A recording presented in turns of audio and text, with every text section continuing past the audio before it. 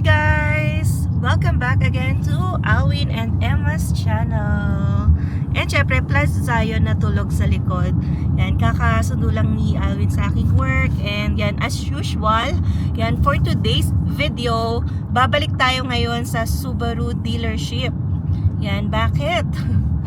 Kasi, ayan, kaka-research natin. And then, syempre, diba, previously, pumunta rin tayo dyan sa dealership. Na-curious kami kasi sobrang daming positive reviews, positive reactions pagdating sa Subaru. Kaya, ayan, no, pinaunlakan na rin natin ang kanilang imbitasyon at pang-iengganyo na i-test drive ang Subaru. Ayan, kagabi nga, research kami Alwin, yan sa laptop ako, sa cellphone siya kasi mas madaling, alam mo yun, mag-navigate pag laptop. Ayan, ang nakita talaga namin, ayan, by review, okay yung Outback versus Forester. Tsaka ayan, Outback versus RAV4. Outback versus RAV4. Ayan, nanonood din kasi kami ng mga YouTube comparisons. Yan, pero syempre naman, hindi naman ibig sabihin na hindi namin kinoconsider kunwari yung Toyota RAV4. Pero yon kasi sa overwhelming na request ganyan and positive reviews, check na rin natin yung Subaru. And ang napupusuan natin, hindi naman brand new, hindi pa sure na brand new, pwedeng pre-owned, may pre-owned din sila sa kanilang inventory. And check natin yung Outback kasi bigger yung space niya. Ayan, nakwento nga, yung iba din nagko-comment meron silang Ascent. So gusto rin sana namin yung Ascent. Kaya lang, wala nang ginagawang Ascent dito sa Canada or wala nang supply.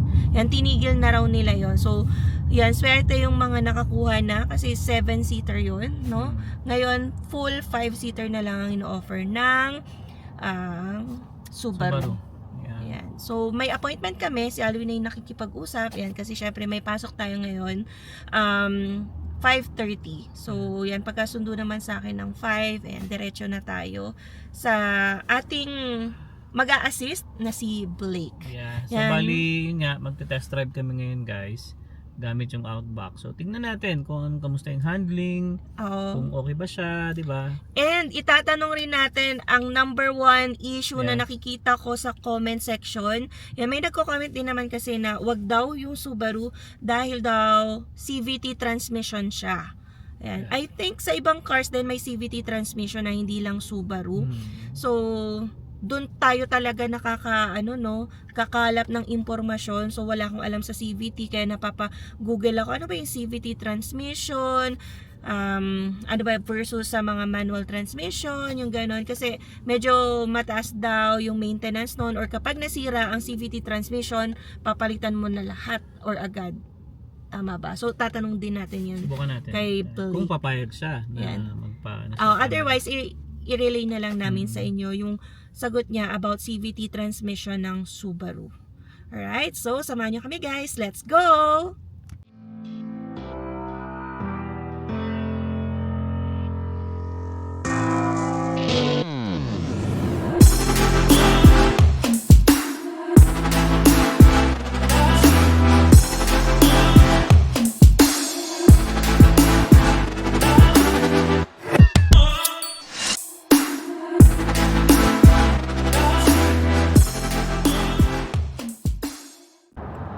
Okay guys, so dito na tayo sa Subaru. Ayan. So minessage ko na rin si Blake, sabi ko nandito na tayo. Kasi ang usapan namin guys ay 5:30.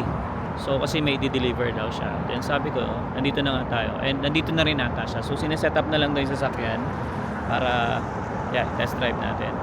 Alright, so papasok tayo doon. So hintayin ko lang si Emma at si Zion. Okay, so punta na tayo guys. No? Ayan. So silipin ulit natin yung Subaru. Maganda rin naman talaga yung Subaru. Ito guys. Isa sa mga yun yung parang umaangat sa amin ngayon. Ayan, itong Subaru nga na to. And then kanina nagtanong din ako ng insurance nga kasi syempre kailangan alamin natin muna insurance kung magkano. Kasi mamaya sobrang mahal, so medyo mabigat pagka ganun, di ba? Kaya yun yung uunahin natin, yung pagtatanong ng insurance. Guys, ito ulit Yan. Pero sinabi niya, yung parang 2.4, same lang naman. Kumbaga yung makina lang naman yung pinagkaiba nun. Ayan o. Ang ganda na to pag mayroon ng kasama, ano. So kapag magka-camping kayo, diyan ilalagay yung mga gamit mo. Kukuhaan nga natin ulit. Ma-feel natin.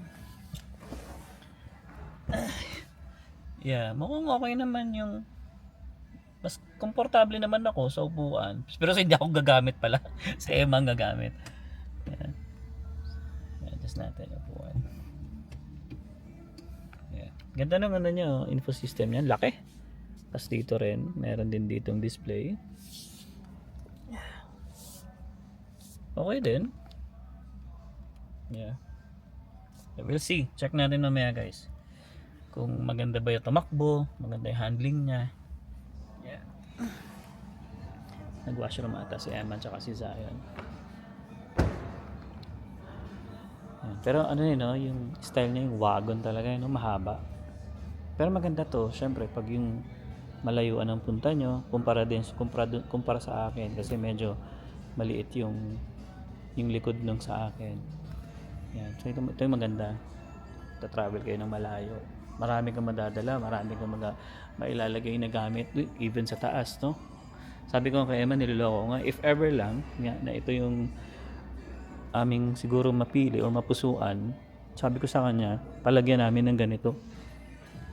Yung ganito sa taas. Ito yung price nyo. Pagkasama yung taas, $392 at saka $1,087.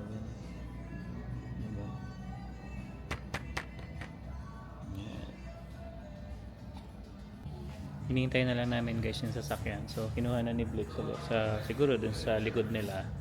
And yun nga, yung ipapatest sa amin ay Premier. So meron ang pinagkaiba lang naman niya yung 2.4 na engine at saka yung 360 camera. So ito kasi wala siyang 360 camera. Ayan. So what do you think? Let's see. Test drive lang Test naman. drive Demo lang. drive. Yeah. Ayan natin. So ito ulit yung dyan na. Kunin natin to para may idea lang tayo. Ito. Okay. Just be this one right over here. Alright. Can I take a video? Yeah. Alright.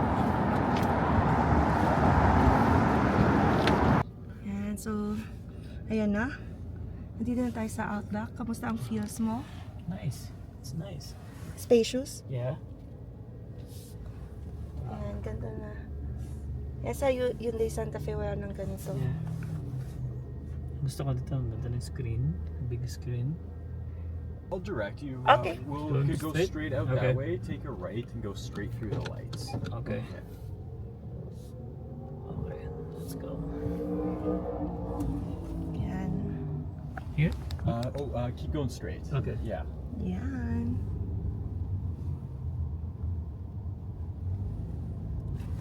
Ito din ganun. Ano natin? That's sunroof. Sunroof. left? Now It'll moonroof. be a right. All right. And then we'll go straight through those lights. Okay.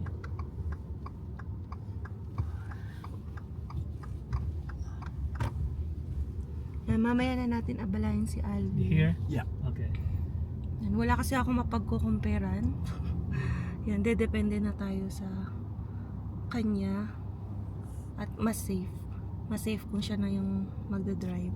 It's nice. Kamusta? Yung Yeah. unang ikot pa lang. Yung handling, okay. Mhm. Yeah. Ito pala yung sa harap So niya. this is the same with Touring? It'd be the same layout up top Okay. there. Yeah. Okay. Stoplight lang. Ganda, tayo. ganda niya. Ito dito. Yan, more space. Mm-hmm. Dito kasi namin nilalagay ni Alvin yung mga resibo ng gasolina. Receipt. Ayan. And it has also a wireless charger. The wireless charger. Oh, I'll have to that's- double check on the Touring. Oh, I yeah, do it- believe so, but Okay. I'll have to double check. Yeah, iba kasi yung touring sa Premier. So Premier tong tinetest drive. Yes, use Premiere. Ah, mas mahal siya sa touring ng Outback.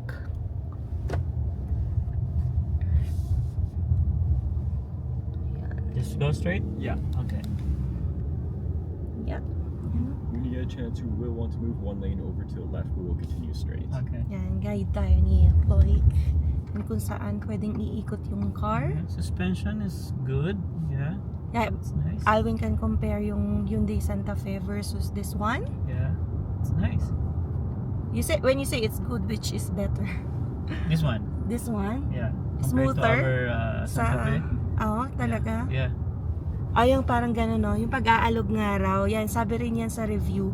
Better yung We'll be taking this suspension left, ng Outback even compared to Toyota RAV4. Yun pala naman yung nakita namin comparison. Hindi pa namin nakita yung comparison ng Outback versus Santa Fe. Kasi ayaw na rin naman namin kukuha ng another Santa Fe pa. Ayan. Ano, no? Cute yung sunroof nila. Although, maikli lang. Kaya For maliit this lang. model, Blake, right? Yeah. Okay. Here, I'll quickly search up what the price is for this one. Alright. Just to be sure. No worries, Sato. Ay, pakita ko pala itong sa manibela ni Alvin. Yan, parang same din sa yun, Yeah. no? Yung mga, yung volume, yung, ano ba yan? Mga control dyan. Tapos ito. Oh. Yan, binubuelo ni Alvin, oh. So, Grabe, no? Yung we'll be mga, going straight through these lights. Let's go straight? Yeah. Okay. And it will take us to a traffic circle, and you'll take the second exit on the traffic circle.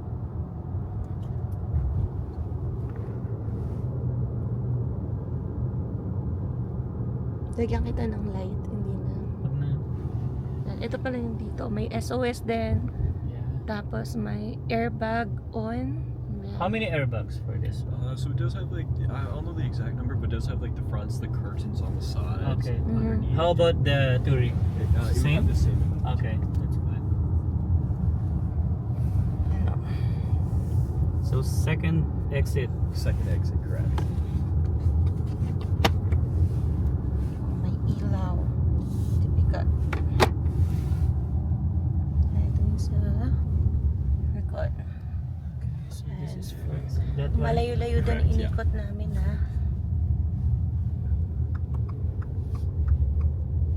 And then you'll just want to get into the right lane. Okay. Ayun guys, no. Kumustahin natin mamaya kung ano masasabi ni Alvin sa kanyang test drive ng Subaru Outback. Ayan. Ano yung sinabi mo kanina? May sensor. Sensor sa May dumarating. kung may darating sa likod. Kita siya dito. Yun yung wala sa Hyundai Meron natin. pero iilaw lang to. Oo. Side mirror. Ito, merong visual. Yeah, ayan. Sa likod. Ibig sabihin may parating. Oh, that's nice, no? Oh, additional feature ng Subaru. Can you put a sound for that one? Not for the sides, no. Okay. Blind spots. Okay. Oh, tingnan mo na lang siya, walang sound. Yan, dito tayo ngayon. And then we'll go straight through these lights, and at the next lights after, it'll be a right. So guys, pakita ko nga pala, no, ganito sa Calgary, meron kaming Chinook wind, kaya tingnan nyo yung formation ng clouds, no? Parang guhit, tapos clear sa baba. So, Let's go straight. Yeah. tinatangay ng wind yung clouds pataas. Yan, nakakatulong mag-warm ng condition dito sa Calgary. Nice, no? Alam mo, inararo. Okay, so 42nd. Yeah. Okay. Yan, mukhang pabalik na rin kami, guys. So 42nd. Yan. You like the size of them? Uh-huh. Yeah, But, bigger size. I do understand both sides to it. It's like some people do prefer the Forester for the larger interior windows and visibility. Okay. But we have a question because some people share their experiences. Yeah, a lot of them like have positive reviews with Subaru because it's reliable, no problems even with high mileage, but they just have concern with CVT transmission. Mhm. So is it still the same problem even with this like 2026 Outback? So with my experience working here, I haven't heard of like any like new problems with any CVTs or anything like that. Like we've had them for quite some time. I Mm-hmm. will say like the earlier years when they first got introduced, Right. I've heard some issues about those. But not. But as of recently, I haven't heard of anything personally, or at least from any of my customers. Yeah, that's good to know. Yeah, with the new models now. Yeah, I just heard that the CVT transmission issues can be like remedied by regular checkups or fluid or whatever. What do you call that? Oil? Like the CVT oil. Yeah, Yeah. CVT oil. Is it costly or? So getting the CVT service, it is recommended every 100,000 kilometers. Uh-huh. Okay. So it's quite a long interval. Mhm. But it is, if you're doing the full service, it is a bit more pricey. Mm-hmm. But it's all dependent on where you get it done, of course, as well. Okay. Yeah, that's good to know. I have a question. Yeah, of course. Like, for the maintenance, Yeah. how much for this one? In like what sense? Change oil. Oil change. Sorry. So like for our service, if you can get it done at the dealership, I Yes. do believe it's roughly around 160. Oh yeah, not For- too Yeah, bad. for an same oil with the change. Honda. Same with Okay. same with my Santa Fe. But it's like 3,000 or 5,000. every Our- well, I think 5,000. So for us, it's actually recommended every 6 months or 10,000. Oh. So Oh, that's what our okay. service instructions So that's say. fully synthetic. Fully synthetic. Yeah. Yes. Mm-hmm. But Okay. with that being said, you're more than welcome to get it serviced at anywhere, and Mhm. it'll remain in warranty as long as you just document when it was done and keep the receipts, Okay. just as proof. Proof. Yeah. Okay, that's nice to know. Okay. Yeah, but yeah, better to keep it at the dealership. Yeah, a lot of people do. Yes. Yeah. Because we're not sure if done outside, the risks. Alright. Left, right? No? It'll be a left here. Yeah. Yeah, so we're going back na. Yeah, going back and to Subaru. interviewin natin si Alvin. Tsaka si Blake. A few moments later. Right guys, so if you want to buy a Subaru, Do a test drive. Also look for just Blake. reach out. This is Blake. Yan, so dito lang to sa May McLeod. Yan, so ito yung kanilang Subaru. Thank you so much. Yan, thank you so much Blake. Of course, take Thank you care. so much. You too. How's the driving of Outback? Yeah, for me ano siya, maganda. Maganda siya. Yung handling niya, yung suspension niya maganda. Tapos yung pag-apak mo sa gas, okay naman siya kasi 2.4 liter turbo engine to. So okay siya. May konting delay, Talaga? Oo, may konting delay, pero maganda. Okay siya. Yung loob niya malaki. Ganito rin, no? Parang mas malapad kasi siya eh. Oo. Mas malapad siya ng konti. Ang ano ko lang doon, mababa. Parang alam mo yun, siyempre kasi ngayong Outback mababa talaga siya eh. So yung vision mo is talagang alam mo yun, parang nakaganon ka sa daan. Okay So, lang yun. naman, Kasi lang sanay naman. ka dito sa Yun lang naman yung napansin ko doon. Pero the rest, maganda. Ganda nung interior niya. Tapos yun nga lang, wala siyang 3D Which view. is present yun sa premium na Oo. ma-avail mo pag nag-add ka ng 10K. Yes, nasa 56 daw. So yun, kasi ano eh. 'di ba bawat like model which is Outback, marami silang variations. Tapos pataas ng pataas 'yon hanggang ma-reach mo yung top of the line. Yes. Yeah. Ayan. So yeah, we'll see. No, we'll see. Kung hindi pa naman talaga kami buo yung decision namin guys kung Oo. ano yung kotse talaga na. Basta maraming salamat sa Maraming salamat. sa pagsama ninyo sa journey namin sa pag-intindi. Yeah. Again, hindi kami sure kung ano talaga Yeah. new or pre-owned. Mamaya kapag, alam mo yun, na-stress na ako sa ang dami ng opinion. Although, syempre, yun nga, nasi-share natin to. Marami rin talagang opinion. Yeah, Baka maganda- hindi na ako kumuha. Joke. Hindi, maganda rin naman yung mga nagko-comment. Diba? Oo. At least nalalaman natin. Pero yun nga, lahat naman ng klase ng sasakyan, merong Oo, parang, positive tsaka may negative naman yan. although nung kinumpare ko yung comments sa video namin sa Subaru versus sa Tesla, ang daming positive comments sa Subaru kaya naging interesado din talaga kami i-research further yung Subaru. Yan. Pero syempre along the way nga, yan nag-upload tayo ng videos, baka meron din tayo makita na mas okay din. Yan along the way. Hindi naman kami nagsasabi na, eto na, di ba? Yan. Wala pa.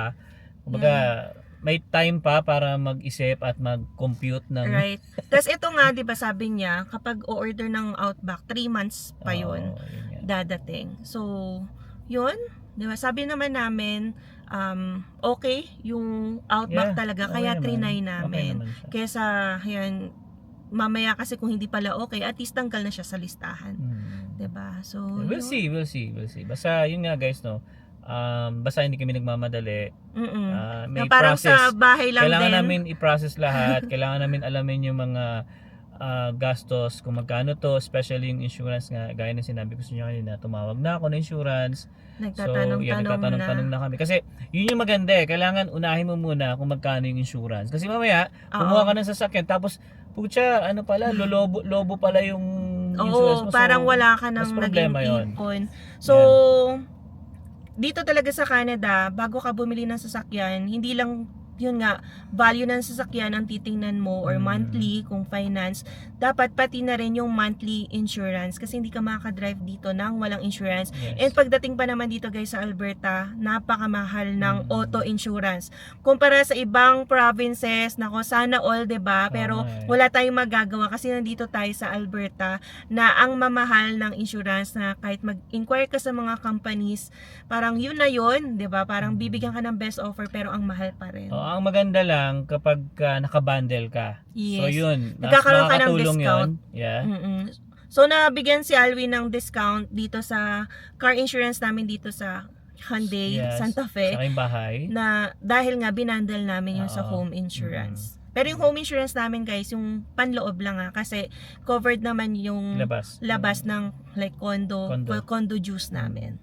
Alright. So yun, at least maganda experience din to na nalaman ko kung paano ba siya, kung ang ganda. Okay ba? Okay. Ang mga Subaru natin dyan. Wala bang yung mga Subaru dyan, Owners, syempre, tatams diba? natin. Maganda Outback. talaga, maganda rin siya. Okay din siya. Yan. Ayun nga siya, ayun. Okay din cross-track, pero yun nga. Maliit kasi yung cross-track eh. Maliit. Pero okay Pero naman. okay Sabi din. ko okay din kasi Okay ako yung din. gagamit.